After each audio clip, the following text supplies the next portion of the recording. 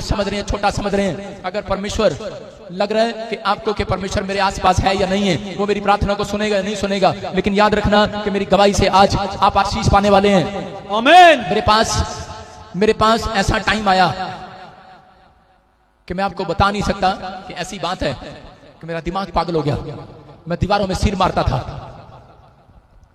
और मैं बेड पर ही, बेड तो होता ही नहीं जेल में, टॉयलेट निकल जाता था। आपको बता रहा हूं, मुझे पता नहीं रहता था बाल मेरे कैसे हैं, दाढ़ी मेरी लंबी हो गई है, और जो मेरे पास बैठता था वो डरता था मुझसे। मैं किसी को भी मारने काटने की कोशिश करता था। आपको बता रहा हूं, मैं अपना मांस छील कर खुद खाने लग जाता था। लेकिन मैंने अपने मेरे घर वालों को जब पता लगा तो मेरे घर वालों ने ताकि तबीज बनवाए, तांत्रिक के पास गए। लेकिन माँ का हृदय होता है कि वो बच्चे को छोड़ती नहीं है। बाप ने जरूर छोड़ दिया मुझे, लेकिन मेरी माँ ने, मेरे भाइयों ने, परिवार के लोगों ने कुछ ऐसा सिस्टम किया कि शायद ये आजाद हो जाएगा। लेकिन जैसे ही वो ताकत लेकर आए, मैं और पागल हो गया। लेकिन उस समय अंदर से मैं मौत मांग रहा था। मैं कह रहा था, मुझे पता है कि मैं ठीक हूं, लेकिन बाहर से मैं पागल लोगों को दिखाई दे रहा हूं। मैं कुछ करने की कोशिश करता हूं, लेकिन मेरे साथ कुछ और हो जाता है। मैंने उसी समय परमेश्वर को कहा, परमेश्वर अगर तू है तो मुझे उठा ले इस दुनिया से। मैंने किसी पेड़ पत्थर को नहीं पुकारा, मैंने किसी धर्म, किसी नाम को नहीं पुकारा। मैं जानता ही नहीं था इस नाम के बारे में, यीशु कौन है मैं जानता ही नहीं था।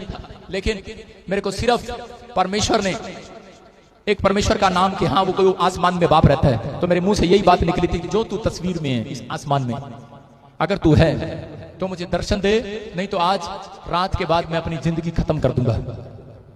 और मैंने फिनाइल की गोलियां भी पिसवाकर, चाय वाले को 500 देकर, मैंने अपने दोस्तों को भी बोला, उन्होंने भी मेरे पास प्रोवाइड करा दिया था। मैं आपको बता रहा हूं कि ऐसी जगह में मैं चाय पीकर मरने वाला था, सुसाइड करने वाला था।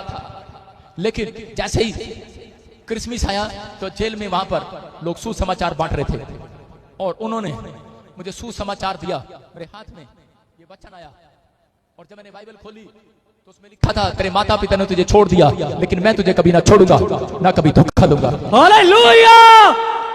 मैं इस वचन को सुनने के बाद रो पड़ा। मैंने कहा, मैं इतने टाइम से बोल रहा था, लेकिन परमेश्वर तू मेरी इसमें कौन है?